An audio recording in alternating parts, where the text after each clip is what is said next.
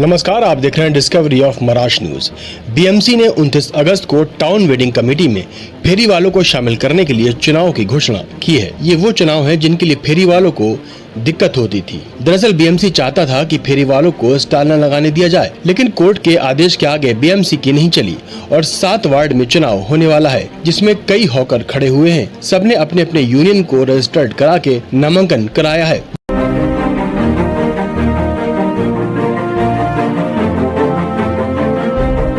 Licence वाले भी शामिल हैं। हॉकर यूनियन का अंदाजा है कि कुल हॉकर की संख्या कम से कम 3 लाख तक है। अब हाईकोर्ट के फैसले के बाद मुंबई के 7 वार्ड में चुनाव होने वाला है। डिस्कवरी ऑफ महाराष्ट्र न्यूज के संवाददाता सिराज शेख ने हॉकर से सीधी बातचीत की। आइए देखते हैं।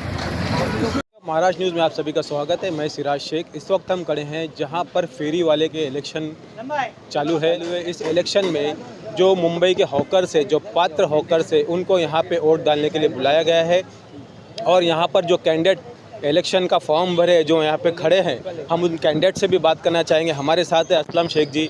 असलम शेख जी, आप इस इलेक्शन में फेरी वाले का जो चुनाव चल रहा है उसमें आपने भी फॉर्म भरा है? जी भाई, हमने भी कैंडिडेट का फॉर्म भरे है।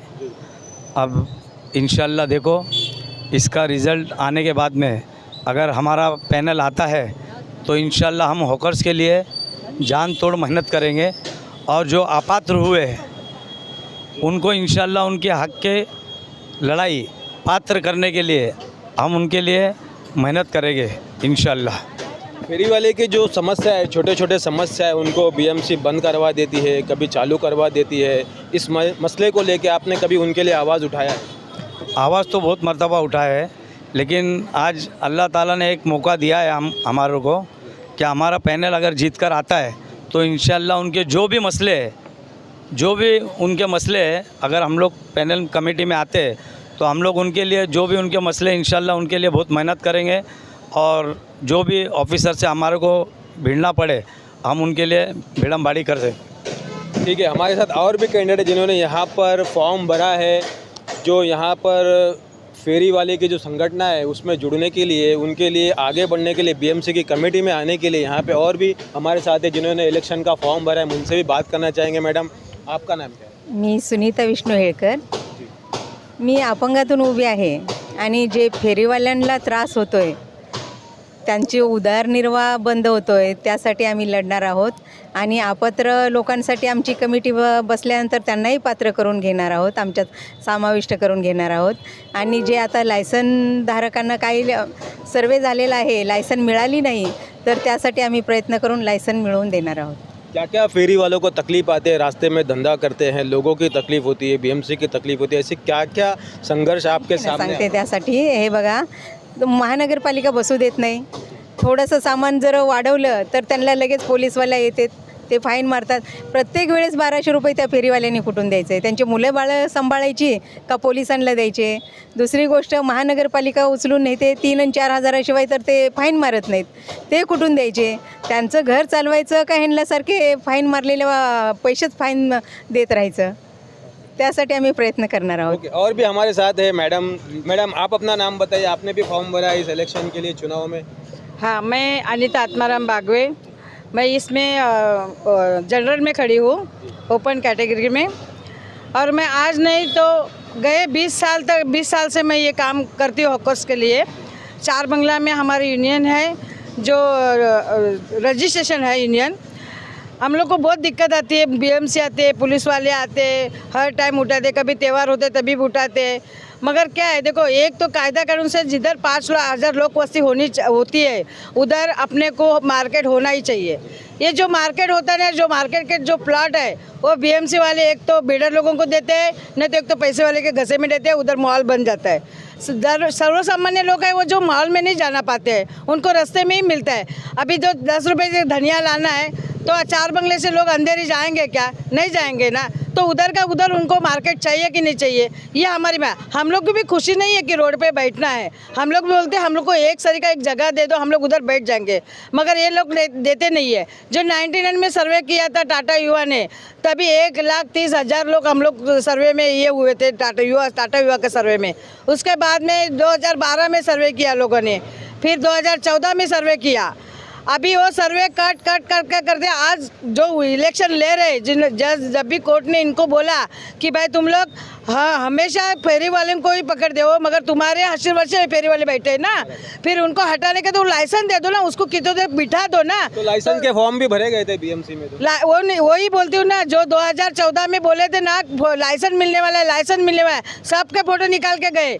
अभी वो लाइसेंस के सब कब कट किए, जो 1,30,000 थे, 2 लाख थे, वो सब कट के पूरा बम्बई में आज बता रहे हैं कि खाली 32,000 ये है, वो भी उसमें से भी 10,000 लाइसेंस वाले हैं और पात्र में 22,000 है। अभी पूरा बम्बई में 22,000 हॉकर्स है।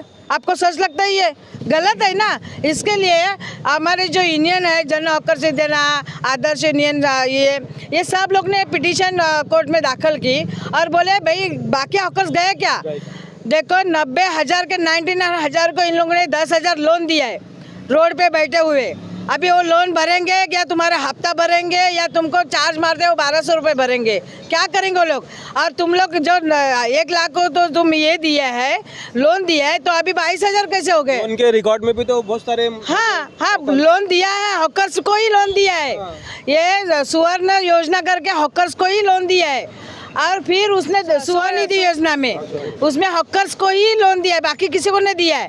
वो 1 लाख लोग है, तो अभी 22,000 कैसे हो गए? ये हमारी इसके लिए पिटीशन किया है कोर्ट में। इसके लिए आज का जो हमारा इलेक्शन हो गया है, मगर निर्णय देने के लिए रद्द किया गया है। भले उसका कुछ भी निर्णय होने दो, हम लोग आज भी लड़े हैं 22,000 में, 22,000 तो 22,000 में लड़े हैं, मगर जो अपात्र हुए वो पात्र क्यों नहीं किए, उनका क्या गलती है, उनको क्या फॉर्म नहीं है, वो हमको बताना चाहिए बीएमसी वालों ने। तो हम लोग उसकी पूर्तता करें ना, फिर उनको भी पात्र करके ले, उनको ढंग से बिठा दो, ढंग से हम लोग धंधा करेंगे तो सामान्य लोगों को भी खरीदना। आजकल ऑनलाइन भी खरीदते हैं, वो परवड़ता नहीं है, मॉल में परवड़ता नहीं है, दिखाते चीज़ कुछ अलग निकल कुछ हाँ ऑनलाइन मंगाते तो कुछ दिखाते हैं देते हैं और कुछ, तो वो कैसे लोग फंस जाते हैं ना। इसके लिए उनको रोड पे जो बैठे हैं वो गरीब लोग ही। और आज भी इतना पढ़ाई लिखे लड़के लोग भी हमारे इसमें जो हॉकर्स में ना एजुकेशन पढ़े लिखे लोग धंधा कर रहे हैं, क्यों नौकरी धंधा नहीं है, जाएंगे क्या? ये योजना में ये लोग 1,500 रुपये दे रहे हैं, 1,200 रुपये भीख मांगने के जैसे दे रहे। वो भीख मांगने वाले भी कमाते हैं 1-1 लाख रुपए महीने में। हाँ, और तुम लोग बोलते हैं युवा को कितना दे रहे? 600 रुपये। अरे क्या करेगा वो 600 रुपये लेके? हाँ, लेडीज लोग को 1,500 रुपये दे रहे, क्या करेंगे 1,500 रुपये में? एक गैस सिलेंडर ही 1,200 रुपये का है, बराबर नहीं ये बात? तो हम लोग धंधा करके कमा के खाते हैं, भीख मांगते हैं तो खाते नहीं है ना, फिर हमको ढंग से और कमा के और शान से जीने दो हमको। Thank you very much. Madam आप अपना नाम बताइए। मैं प्रज्वला इंगड़े। आपने भी कैंडिडेट का फॉर्म भरा है? नहीं, मैं उनके साथ में खड़ी हूँ क्योंकि यहाँ पर हमें ऐसा सुनाई दिया है कि बहुत से लोगों के नाम लिस्ट में नहीं आए हैं, उनको अपात्र किया गया है और नाम भी नहीं मिल रहे, उसको लेके आप क्या बोलना चाहते हैं? मैं ऐसा बोलूँगी कि ये डाटा बीएमसी के पास काफ़ी 2014 का जो सर्वे हुआ था उसका फाइनल लिस्ट इन्होंने निकाला था। उसके बाद में जो वाड़ी लिस्ट है वो भी उन्होंने डिस्क्लोज़ कर दिया था, मतलब उनके वेबसाइट पे डाला था। वो डाउनलोड करने के बाद वो डाटा अभी जो भाई मतदार यादी बनती है तो वो डाटा मैच होना चाहिए, सिर्फ सीरियल नंबर उनका कुछ अलग होना चाहिए, बराबर? तो उसमें भी उसके साथ में जो सीरियल नंबर तो छोड़ ही दो, जो सर्वे नंबर दिया है ना, सर्वे नंबर और उनका नाम उसमें भी मिसमैच है कि अलग किसी का सर्वे नंबर है, अलग किसी का नाम है। तो उस हिसाब से पावती जब भी बनती है, इलेक्शन की पावती जब भी बनती है अनुक्रमांक और बूथ क्रमांक के हिसाब से, उस पर भी मिस्टेक है। दूसरा बात, जो पात्र हुआ है उनका भी तो जो पात्र यादी दिया हुआ है उस हिसाब से मतदान यादी में उनका वोटिंग के लिए नाम आना चाहिए। जैसे अभी इलेक्शन खासदारकी का हुआ था, बहुत सारे जन को जो पुराने लोग थे उनका नाम कट गया था। तो मतलब सेम चीज़ अभी बीएमसी के ये हॉकर्स के इसमें भी हुआ है। मतलब ये डाटा बनाने वाले कैसे बना रहे, कैसे काम कर रहे हैं? अभी इसको लेके कोई अधिकारी से बात हुई है कि नाम बराबर नहीं आया, मिस्टेक से छूट गया है, या करेक्शन के लिए क्या किया जाए? ये जब भी हम लोगों को ग्राउंड लेवल पे पता चला कि ये सब डिफरेंस चल रहा है, एक तो टाइम शॉर्ट था, तो ऑफिसर हम लोग किधर मिलेंगे कि आरओ के पास जाएंगे, बराबर? नहीं, अभी आरओ दिए हैं तो आरओ के पास जाएंगे। आरओ बोल रहे कि भाई हम लोगों को तो ये डाटा बीएमसी से मिला है, तो बीएमसी को अभी सहायक आयुक्त के पास तो जाने के लिए टाइम नहीं बचा। बीएमसी अधिकारी ने तो ऑफिसर से पूछा, ऑफिसर्स को बोला तो बोले अभी कुछ नहीं हो सकता, अभी इलेक्शन के बाद में। तो ये जब भी इतना, एक तो 10 साल के बाद ये आया, हम लोगों के हाथ में जो चांस आया है उसमें भी ये मिस्टेक्स है जो एक्चुअली सोचना चाहिए। जो हॉकर्स है ना वो ना मतलब लिखे हुए थे, पढ़े लिखे हुए थे, कुछ भी नहीं। वो लोग अगर डाटा मंगाएंगे ना कि भाई फॉर्म भरवाए लेके आओ, तो हॉस्पिटल की पावती लेके आते हैं। उनको पता नहीं होता। हाँ। इतना ग्राउंड लेवल का वर्क करना पड़ता है कि भाई अच्छा ठीक है वो नहीं है तो उनके नाम के हिसाब से सर्च करके, मतलब इतना ग्राउंड लेवल पे उनका ABCD के हिसाब से ग्राउंड वर्क करना पड़ता है। तो ये अगर पढ़े लिखे ऑफिसर जिनका ड्यूटी, जिनका पेमेंट वो वही चीज़ का लेते हैं, उनसे ऐसी गलती होती है तो फिर कैसे बोलेंगे, किसको जाके बताएंगे? और ये करेक्शन कब होगा? एक तो तरतूत कुछ नहीं है, एक तो उन्होंने पात्र जो दिया 2014 से, उन लोगों को भी clip and deep and drive और अलग अलग मेंटेनेंस डिपार्टमेंट सब ने तकलीफ दिया बराबर। जो अभी 14 लोगों को उन्होंने 14 रोड को उन्होंने जो ये घोषित कर रहे ना नो हॉकर जोन, बट उसके लिए भी अगर ठीक है आप लोगों का डिसीजन हो रहा है, किसी तो नेता का मतलब पुड़ावी का हो रहा होगा ना कि लोगों के लिए, तो मतलब हमारे लिए कौन आवाज़ उठाएगा? हम लोग ये नहीं है क्या, वोटर्स नहीं है क्या? हम लोग भी तो मताधिकार है ना। आपको क्या लग रहा है ये जो इलेक्शन हो रहा है ये फॉर्मेलिटी हो रही है कि रियली सीरियसली कुछ इलेक्शन हो रहा है, ऐसा क्या लग रहा है? अगर ये हो भी रहा है ना, समझो हो रहा है ना, तो मैं सच में बोलूँ कि थोड़ा है ना इसको है ना इतना लाइटली मत लो, थोड़ा सीरियस हिसाब से लो, क्योंकि जो रोजी रोटी कमा रहे हैं उनके बाप दादा से लेके अभी तक कमा रहे हैं ना, उनकी बच्चे आगे के जो पीढ़ी, एक ये हो गया तफावत हो गया जो अमीर और गरीब में है ना, उससे ये लोग को ये गरीब है ना ये ख़त्म हो जाएंगे। महबूब पटेल जी CPM के, हम उनसे भी बात करना चाहेंगे, बहुत ही जानकारी इस मामले में ये भी रखते हैं। महबूब पटेल जी, कहीं हॉकर्स की गिनती लाख आ रही है, अब BMC के हिसाब से कुछ 20,000 आ रही है, और महिलाओं ने, कुछ लोगों ने ये भी बताया है कि लाख लोगों के ऊपर BMC ने लोन भी दी है जो फेरी वाले हैं। तो ये आंकड़ा कहाँ तक ठीक है, इसके बारे में हम आपसे जानना चाहेंगे। बिल्कुल, आपने सही सवाल उठाए हैं। हमारा ये बोलना है कि जो 2014 का इन्होंने एक बेस पकड़ा था, 2014 में सर्वे हुए फेरी वाले के, उसमें करीब लगभग इनके 50,000 से 45,000 के लगभग उनके फिगर्स आए थे। फिर उसके बाद अभी जो कोरोना आया, कोरोना के नाम पे जब उन्होंने एक फ़ंड देने की बात की फेरी वाले को, जो नॉमिनेटेड फेरी वाले हैं, जो जिनके अकाउंट्स है, जो पुलिस को फ़ाइन भरा है हॉकर्स होने के नाते, वो इस तरीके का उन्हीं का फिगर है 1 लाख को क्रॉस किया।